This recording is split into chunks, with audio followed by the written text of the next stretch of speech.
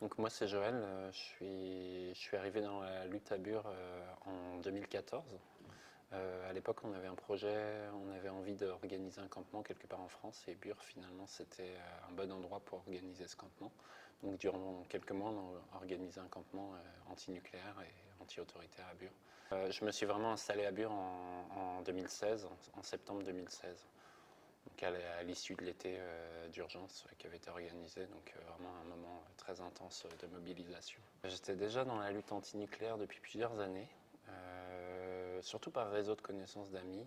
C'était des amis qui étaient très engagés au départ et je les ai rejoints, et notamment sur les mobilisations dans le Nord Cotentin, autour de la ligne THT, où ils étaient très engagés. Donc de fait, j'y suis venu aussi.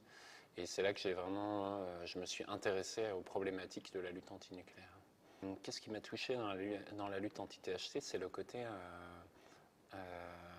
David contre Goliath. C'est déjà contre RTE à l'époque, c'était des gens désespérés avec leurs vaches sous les lignes haute tension, qui luttaient pour pas qu'elles soient malades sous les lignes haute tension et qui subissaient une pression mais extraordinaire et pour une partie invisible, un peu comme ce qu'on voit à Bure, où on sent qu'il y a quelque chose qui est à l'œuvre, qui est beaucoup plus gros que qui écrase les gens.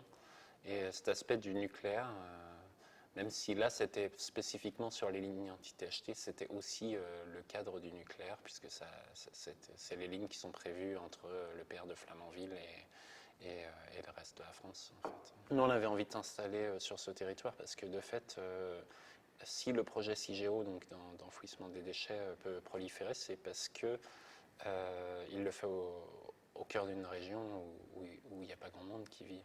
Et donc, à un moment donné, c'était évident pour nous que si on voulait pouvoir lutter contre ce projet, il fallait qu'on soit les habitants qui ne résistaient pas sur place, puisque soit ils étaient écrasés par une omerta terrible qu'on a rencontrée à partir de 2015. On a compris à ce moment-là qu'il n'y aurait pas un soulèvement de population, parce que la population était déjà muselée par les achats et complètement écrasée, intimidée par l'entreprise.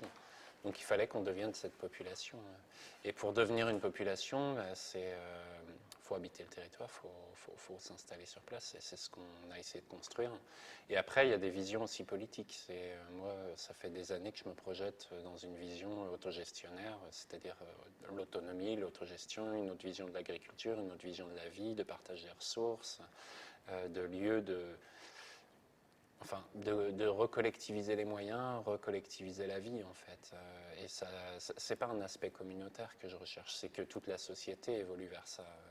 Concrètement, il y a trop d'individualisme, trop de division des gens, et ça crée une concurrence entre les vies, entre des vies qui sont pauvres.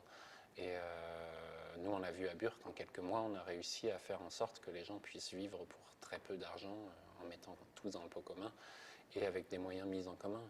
Donc ça, déjà, c'est en soi déjà une façon de répondre à une industrie nucléaire qui joue beaucoup sur l'isolement des gens. Nous, on construit quelque chose qui les fait aller les uns vers les autres, en fait. Qu'est-ce que je subis comme mesure? Donc, je suis interdit de voir 9 autres personnes qui sont des amis et des compagnons de lutte depuis, pour certains, plusieurs années. Je n'ai pas le droit d'aller à Bure et Saudron, où j'ai habité un an, et où je suis encore coprésident d'une association qui est la Maison de Résistance. Donc c'est assez coercitif comme cadre, ça m'empêche totalement de continuer à être au cœur de la lutte comme j'ai choisi de l'être. C'est assez lourd, il faut le dire. Parce que on habite tous dans le même département à peu de choses près, et tous et toutes. Et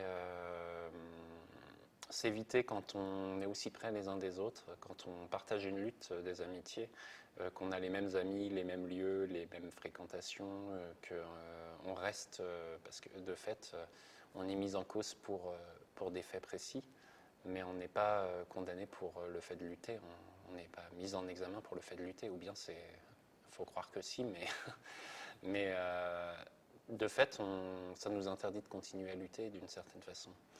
Et comme aucun d'entre nous, vu qu'on est très attaché à cette lutte, à ce qu'on a vécu là, on est allé trop loin dans tout ce qu'on a construit, tout ce qu'on a voulu, tout ce qu'on a projeté ici. Et on continuera à vivre ici, à lutter ici. Et ça nous rend assez difficile de pouvoir continuer à le faire, étant donné qu'on ne peut plus se retrouver dans des endroits, on ne peut plus faire des réunions ensemble, on peut plus se voir. Je me retourne, je vérifie 3 fois si j'ai bien fermé la porte, j'écoute les bruits dans l'escalier, je sursaute à 5 heures du matin, je me réveille, je me demande si c'est des courses dans l'escalier ou si c'est la voisine qui sort. Je regarde dans la rue si la voiture de gendarme elle ralentit parce qu'elle a une raison de ralentir ou parce que c'est moi qui la fait ralentir. Je me demande à chaque message qu'on m'envoie si ce message va se retrouver dans un dossier de 10 000 pages ou pas, parce qu'il est passé de 8 000 à 10 000 en l'espace de 2 mois. Là. Et c'est se demander si tous les morceaux de notre vie qui sont disséqués par des agents qui en déduisent des tas de choses, parce que finalement le problème c'est que c'est pas seulement les éléments pertinents dans ce qu'on dit ou dans ce qu'on dit au téléphone qui sont retenus contre nous. C'est un portrait psychologique qui est dressé. Moi, on m'a fait un portrait psychologique de moi en audition. On m'a dit, voilà, je vais vous expliquer qui vous êtes. C'est ce que m'a dit l'officier de police judiciaire. Donc, c'est assez glaçant en soi. Ça ramène dans la vie des autres, en fait. C'est ces personnes qui... Surtout quand j'ai face à moi quelqu'un qui avait quelque part peut-être une impatience de me rencontrer parce que lui il me côtoie depuis 1 an, moi je le côtoie pas depuis 1 an et il y a un décalage que quelque part lui il abolit et moi je me rends compte que ce type-là il m'a écouté pendant 1 an en fait, il retranscrit mes conversations tous les jours et c'est très évident en fait dans son rapport à ce que j'exprime, il y a une familiarité avec moi qui est évidente en fait et ça c'est glaçant comme constat. Et après, c'est aussi une forme d'intimidation policière de dire on sait tout sur toi, etc. Mais non, mais en fait, ce qui est problématique, c'est qu'ils sont loin de savoir qui je suis. Ils dressent une espèce de portrait à partir de captation de parenthèses. Sauf qu'il y a toute la vie que je choisis depuis plusieurs années déjà de ne pas exprimer parce que j'ai conscience de cette surveillance. Je suis un militant engagé, je sais ce que je risque en étant au téléphone. Donc finalement, on ne retient que ce que moi je laisse filtrer. Et donc ça fait un espèce de personnage incomplet en fait. Et c'est ça le problème. C'est déjà quelque chose que j'avais exprimé au moment de l'assignation. J'aurais dit, mais rendez-moi l'autre partie de ma vie en fait. Vous avez la vision qui est celle des notes blanches, qui est celle de la suspicion. Mais il y a aussi toutes celles où je passe des journées entières à essayer de faire des liens entre des gens, où j'essaie de construire des choses, où j'essaie de vivre autrement et d'interagir autrement avec les autres. Et ça, vous ne le voyez pas. Et ça, la surveillance, elle ne le capte pas. Et ça, c'est une partie qu'il faut me rendre, en fait. Si vous voulez être équitable, rendez-moi cette partie-là, en fait, de ma vie. Comment je tiens je crois que ça fait un moment que je suis assigné un peu à résistance, en fait. Moi, la lutte, c'est le prolongement d'années.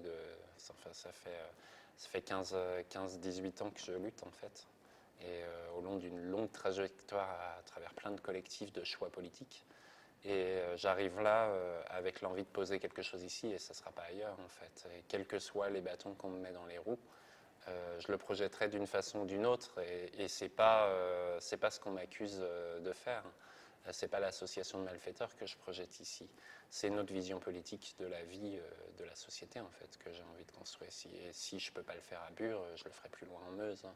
D'une façon ou d'une autre, je construirai avec les gens autour de moi et c'est ça qui m'importe. Et après le projet, j'espère que ce qu'on construira le gênera suffisamment pour qu'il puisse pas proliférer et que ça convainque suffisamment de gens d'ici pour qu'à un moment donné on soit une gêne à défaut de pouvoir frontalement l'empêcher de proliférer, on peut indirectement être une autre vision de ce territoire et de la vie ici en fait.